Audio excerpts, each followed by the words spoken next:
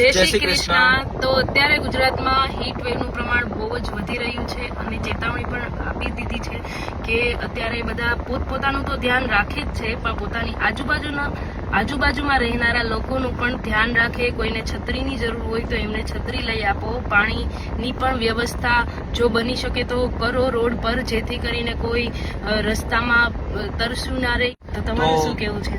બિલકુલ દોસ્તો, આજના સમયની અંદર આપણા ગવર્મેન્ટ દ્વારા તો જાહેર કરવામાં આવ્યું છે કે આવનારા દિવસોમાં 45 ડિગ્રીથી પણ વધારે હાલમાં તાપમાન થઈ રહ્યું છે, ત્યારે ખાસ કરીને એવા બેઘર વ્યક્તિ જેમની પાસે કોઈ રહેવાની સગવડતા નથી, જેમની પાસે એવી કોઈ વ્યવસ્થા નથી કે પોતાનું તો કાળજી રાખી શકે, તો તમારી આજુબાજુ કોઈ ગવર્મેન્ટની એવી કોઈ વ્યવસ્થા છે જે શેલ્ટર હોમ છે, તો ત્યાં પણ તમે એમને ગાઈડ કરી શકો છો, મૂકી શકો છો।